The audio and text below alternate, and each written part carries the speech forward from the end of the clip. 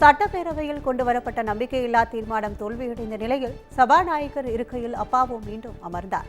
சபாநாயகர் அப்பாவு மீது எதிர்க்கட்சி துணைத் தலைவர் கொண்டு வந்த நம்பிக்கையில்லா தீர்மானம் மீது 0 ஹவரில் குரல் வாக்கெடுப்பு நடத்தப்பட்டது. முன்னதாக அப்பாவு இருக்கையை விட்டு வெளியேறிய நிலையில் துணை சபாநாயகர் பிச்சாண்டி இருக்கையில் அமர்ந்து வாக்கெடுப்பு நடத்தினார். இதில் சபாநாயகராக அப்பாவு தொடர்வதற்கான நம்பிக்கையில்லா தீர்மானத்துக்கு எதிராக 154 பேரும் ஆதரவாக 63 பேரும் குரல் எழுப்பினர். நம்பிக்கையில்லா தீர்மானம் தோல்வியடைந்த நிலையில் சபாநாயகர் இருக்கையில் அப்பாவு மீண்டும் அமர்ந்தார்.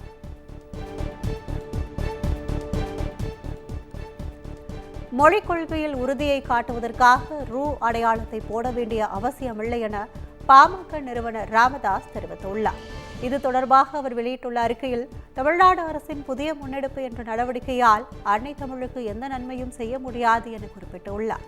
தமிழ்நாட்டில் மட்டுமே தமிழ் படிக்காமலும் தமிழில் படிக்காமலும் பட்டம் பெற முடியும் என்ற அவல நிலை நீடிப்பதாகவும் அவர் கூறினார். மொழி விஷயத்தில் உணர்ச்சிகளை தூண்டுவது அரசியல் என சாடியுள்ள ராமதாஸ், ஆக்கப்பூர்வ நடவடிக்கைகளை எடுப்பதுதான் தீர்வு என்பதை தமிழ்நாடு அரசு உணர வேண்டும் எனவும் தெரிவித்தார்.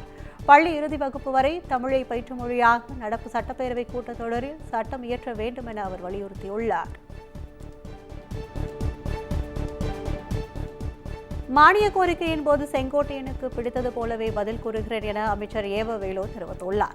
கேள்வி பதில் நேரத்தின் போது பேசிய அதிமுக எம்எல்ஏ செங்கோட்டையன், ஈரோடு முதல் கோபி வரை 4 வழி சாலை விரிவுபடுத்தப்பட்டதாகவும், கோபிக்கு செல்ல நெரிசல் ஏற்படுவதால் தங்களது ஆட்சி காலத்தில் நிதி ஒதுக்கப்படும் சமயத்தில் ஆட்சி மாற்றம் ஏற்பட்டதாகவும் கூறினார்.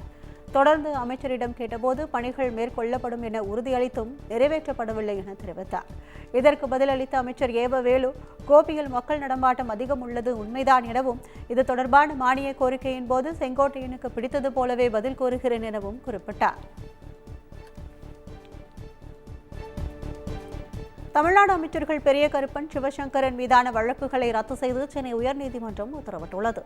காவிரி மேலாண்மை ஆணையம் அமைக்க கோரிய போராட்டத்தின் 2 வழக்குகள் மக்களவைத் தேர்தலில் அனுமதிக்கப்பட்ட நேரத்தை தாண்டி பிரச்சாரத்தில் வழக்கு என 3 வழக்குகள் சிவசங்கர் மீது பதியப்பட்டது. இதனை ரத்து செய்ய கோரிய வழக்கு விசாரணையின் போது 3 வழக்குகளையும் சென்னை உயர்நீதிமன்றம் ரத்து செய்தது.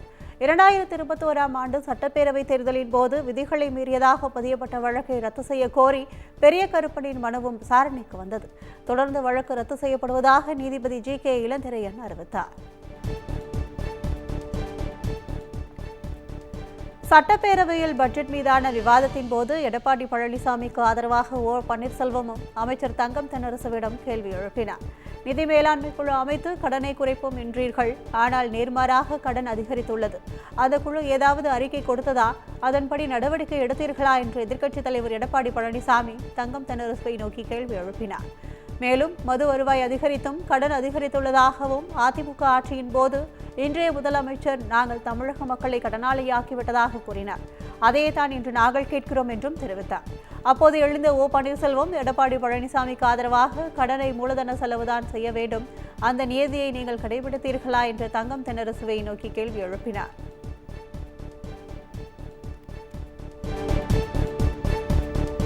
வெண்கோடி அருகே பாலாற்றின் குறுக்கே 70 கோடி ரூபாயில் தடுப்பணை அமைக்க திட்டமுள்ளதாக நீர்வளத்துறை அமைச்சர் துரைமுருகன் தெரிவித்துள்ளார்.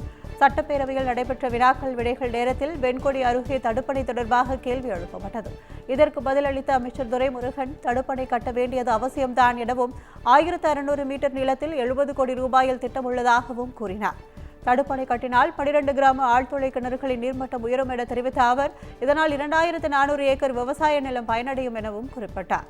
நிதிநிலைக்கு ஏற்ப முன்னுரிமை அடிப்படையில் வெண்கோடியில் தடுப்பணை கட்ட நடவடிக்கை மேற்கொள்ளப்படும் எனவும் அவர் கூறினார்.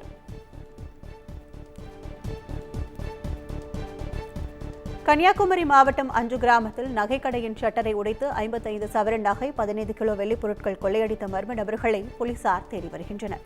அஞ்சு கிராமத்தில் நகைக்கடை நடத்தி வரும் பாலசுப்ரமணியம் காலை வழக்கம் போல கடையை திறக்க வந்துள்ளார். அப்போது கடையின் கதவு உடைக்கப்பட்டு இருந்ததை கண்டு அதிர்ச்சி அடைந்த போலீசாருக்கு தகவல் தெரிவித்தார்.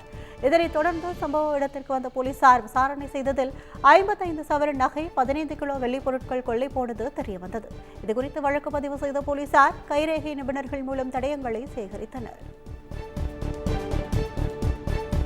கேரள மாநிலம் இடுக்கியில் மயக்க ஊசி செலுத்தி பிடிக்கப்பட்ட புலி உயிரிழந்த சம்பவம் அதிர்ச்சியை ஏற்படுத்தியுள்ளது. கிராமியின் குடியிருப்பு பகுதிக்குள் புலி நடமாட்டம் இருப்பதாக கிடைத்த தகவலில் வனத்துறையினர் புலியை பிடிப்பதற்காக அப்பகுதியில் கூண்டு வைத்தனர். இதற்கிடையே அரணக்கல்லில் நாய் மற்றும் பசுமாட்டை புலி அடித்துக் கொன்றது. அப்பகுதியில் தீவிர தேடுதல் வேட்டையில் ஈடுபட்ட வனத்துறையினர் தேயிலை தோட்டத்தில் பதுங்கியிருந்த புலியை மயக்க ஊசி செலுத்தி பிடித்தனர். பின்னர் தேக்கடியில் உள்ள பெரியார் வனவிலங்கு சரணாலயத்திற்கு புலியை சிகிச்சைக்காக கொண்டு சென்றனர். ஆனால் அங்கு புலி பரிதாபமாக உயிரிழந்தது. வனத்துறையினரின் அலட்சியத்தால் புலி உயிரிழந்ததாக வனவிலங்கு ஆர்வலர்கள் குற்றம் சாட்டியுள்ளனர்.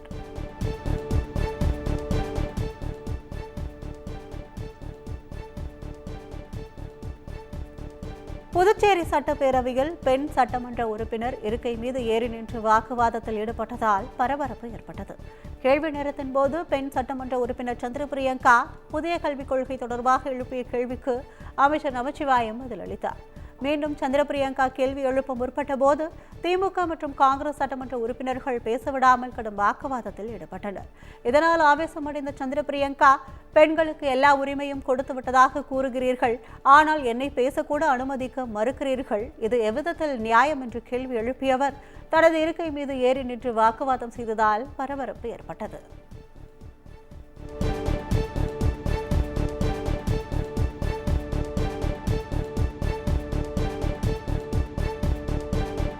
மற்றும் தமிழ்நாடு மின்சார வாரியம் இணைந்து வழங்கும் சிக்கனமும் பாதுகாப்பும் யூஸ்ஃபுல் டிப்ஸ். மின் நுகர்வோர் சேவை மையம். மின் கட்டணம் தொடர்பான சந்தேகங்கள், இலவச மின் இணைப்பு குறித்த தகவல்கள், பழுதடைந்த மின் கம்பங்கள் அல்லது பில்லர் பாக்ஸ் குறித்த தகவல் தர, மின் இணைப்பு பெயர் மாற்றம் குறித்த சந்தேகம், இவை அனைத்திற்கும் 9497 9497 என்ற எண்ணை தொடர்பு கொள்ளவும்.